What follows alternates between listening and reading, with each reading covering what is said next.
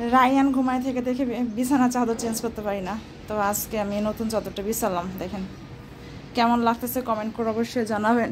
কি পর্যায়ে মানুষ ঠকবাজ হয়েছে বলার মতো না। রিহান বেচারা আজকে একটা গিফট পাইছে। কি গিফট বলো তো? এই দেখেন দাবা। কেউ যদি ট্রাই করে দেখে তারপর থেকে লাউয়ের খোসা আর কেউ কোনোদিন ফেলবে না।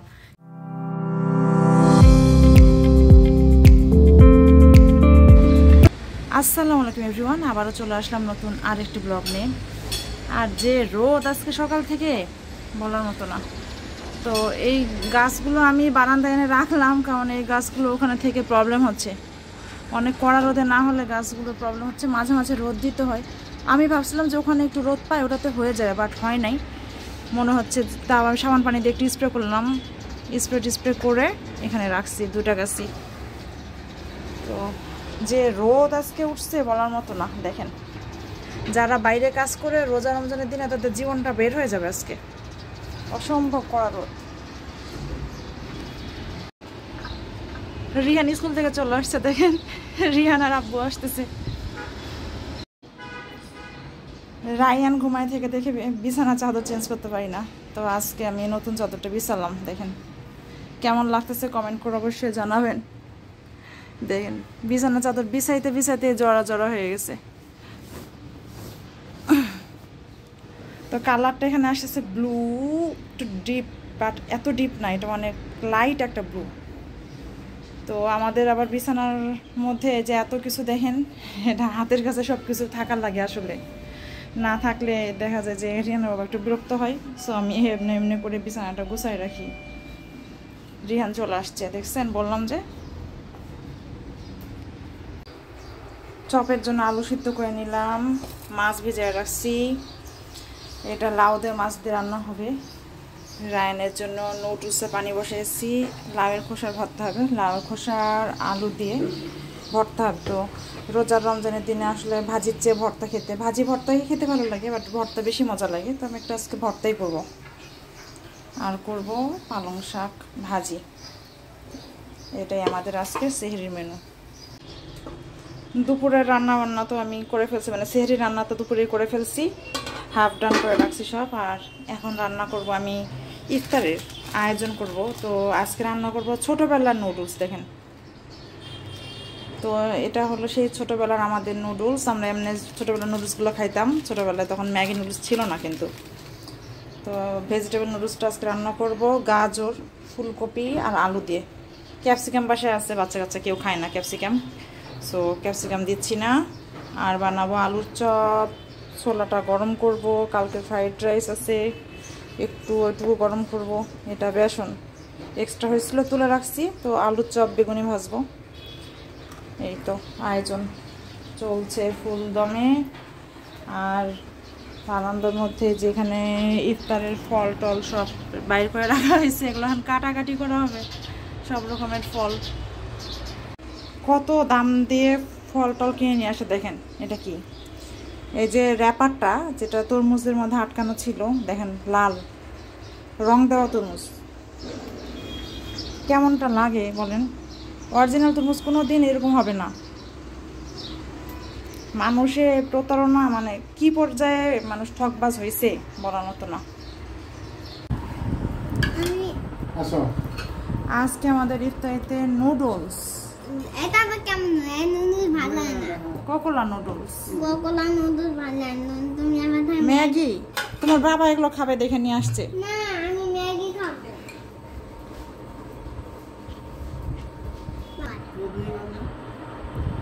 উল্টা গিনতি শুরু, আজান পড়বে এখন।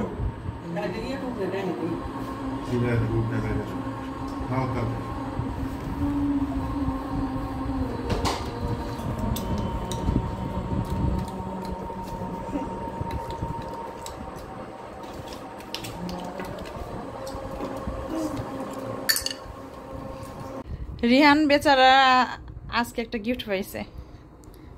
কি গিফট বলো তো? এই দেখেন দাবা, ম্যাগনেটিক দাবা। এটা আবার মানে এগেইন, হ্যাঁ, ওর এই দাওয়াটা ওকে জন্মদিনে এরকম এটা কিনে দেওয়া হয়েছিল, কিন্তু সেটা কেমনে যেন হারায় গেছে, মানে ঘর থেকেই নাই, আমরা ঠিক জানি না এটা কেমনে কি হলো, মানে কোথায় হারালো কিভাবে হারালো ঠিক আমরা জানি না। রায়ানের পেটের মধ্যে একটা বাঘ, লাল বাঘ না হলুদ বাঘ, লাল। তো যাই হোক দাবাটা নিয়ে বেচারা খুব মন খারাপ ছিল রায়ানের, যে দাবাটা হারায় গেছে, পছন্দের দাবাটা পাচ্ছে না, খেলতে পাচ্ছে না ছুটিগুলোর মধ্যে। রায়ান বলে ফেলছি, রিহানের মন খারাপ ছিল, রায়ানের না। তো যাই হোক রায়ানের হলো পছন্দ কাপড় চোপড় ফ্যাশন বেশি, আর রিহানের পছন্দ হলো খেলনায়, যে এই টাইপের জিনিসই পছন্দ। তো যাই হোক ওর দাবাটা আবার ওর বাবা মন খারাপ, খেলতে পারে না বেচারা, পরে এই দাবাটা আবার কিনে নিয়ে আসছে আজকে রিহানের জন্য। রায়ানও কালকে গিফট পেয়েছে, রিহানও আজকে গিফট পেয়েছে, তাই না? দুই ভাই গিফট পেয়েছে, তাই না? আর আমি একটা গিফট পাইছি, সেটা হলো ব্যাগ সহ জামা, পিঙ্ক কালারের। আগেই বলে দিছ। রায়ান কি ও আমাকে কি বলছে জানেন, একটু আগে বলছে যে মা তুমি কি লেবু শরবত খাবা? তো আমি বলতেছি যে ওর দোকান আছে, রেস্টুরেন্ট আছে, খেলে ওখানে, আর ওখান থেকে জিনিসপত্র নিয়ে আসে, এটা খাও ওটা খাও। আমি ওটাই ভাবছি যে ওখান থেকে মনে হয় কোনো একটা কিছু বানাই নিয়ে আসবে। একটু পরে দেখে মগ হাতে নিয়ে হাজির, দেখেন সত্যি সত্যি লেবু শরবত বানাই নিয়ে আসছে, দাদির হেল্প নিয়ে সে লেবু শরবত বানাই নিয়ে আসছে আমার জন্য। দাদিকে যাই কি বলছিলা তুমি? দাদিকে বলছিলাম দাদি চল আমার সাথে একটু লেবু শরবত বানিয়ে দে তো, তারপরে বলে দাদি হয়ে বানাইছে। হ্যাঁ, কেন তোমার মনে হলো মার জন্য একটু লেবু শরবত বানাই দেই? কারণ না ভাই মা লেবু শরবতটা ভাইয়া খায় ফেলছে।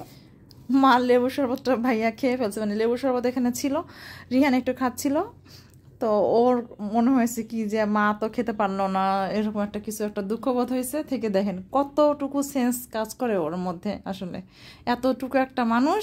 আমি তো ভাবছি ওর রেস্টুরেন্ট থেকে ওর ওর যে রেস্টুরেন্ট আছে, খেলার রেস্টুরেন্ট, দোকান দোকান দোকান খেলে, ওখান থেকে আনবে সবসময়, এটা আনে বানায় ওটা আনে বানায়। আমি ভাবছি ওইটাই, আমাকে জিজ্ঞেস করতেছে তুমি কি লেবু শরবত খাবা?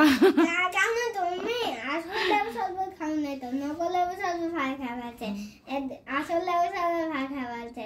এখন তোমার আমি আসল লেবু শরবত বানিয়ে নিয়ে আনলাম। হ্যাঁ দেখেন এক গ্লাস ভরা, তাও আবার কি বুদ্ধি, নিজে বানাতে না পারলে কি হবে, দাদিরে ডেকে নিয়ে আসি, ঠিকই কাজ উদ্ধার করে নিছে। কেমনে কি করতে হয় ওটা আবার ঠিকই বুঝে।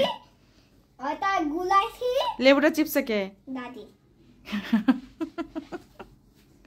থ্যাংক ইউ বাবা, ও আমাকে বলছে তুমি তো আমাকে থ্যাংক ইউ বললা না, আমাকে তোমাকে থ্যাংক ইউ বললে কম বলা হবে, তুমি অনেক বিশাল বড় একটা কাজ করছো। হ্যাঁ thank you baby. Welcome. Bye. এখন সে দাদির ঘরে যাবে, খেলবে না?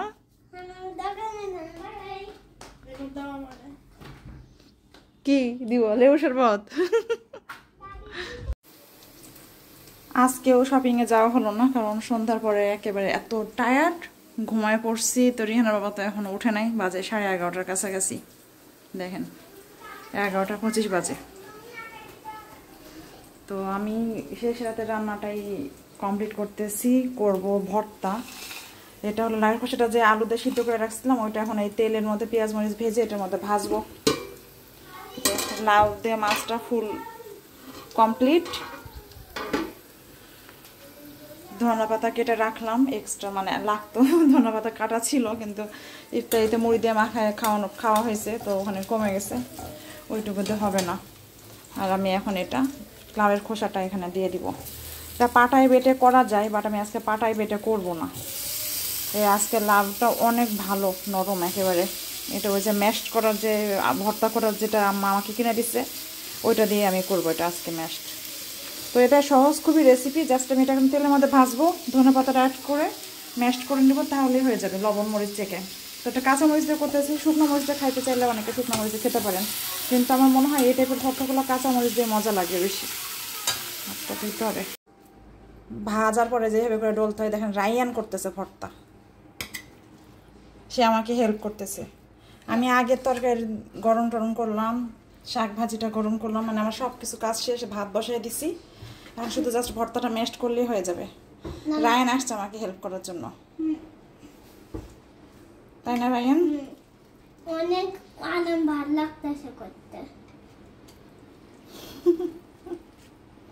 ভালোই হবে, এটা দিয়ে ম্যাশড হয়ে যাবে সুন্দর মতো। লাউয়ের খোসা আর আলুর ভর্তাটা আমার কমপ্লিট। দেখেন তো আমার মনে হয় যে এই রেসিপি জানার পর থেকে আর একবার কেউ যদি ট্রাই করে দেখে তারপর থেকে লাউয়ের খোসা আর কেউ কোনোদিন ফেলবে না। এত মজা হয় ভর্তাটা খেতে, ভাজিও ভালো লাগে, বাট ভর্তাটা একদম বেশি স্পেশাল। তো আপনারা করে খেয়ে দেখবেন, কেমন লাগতেছে খেয়ে অবশ্যই আমাদের কমেন্ট করে জানাবেন।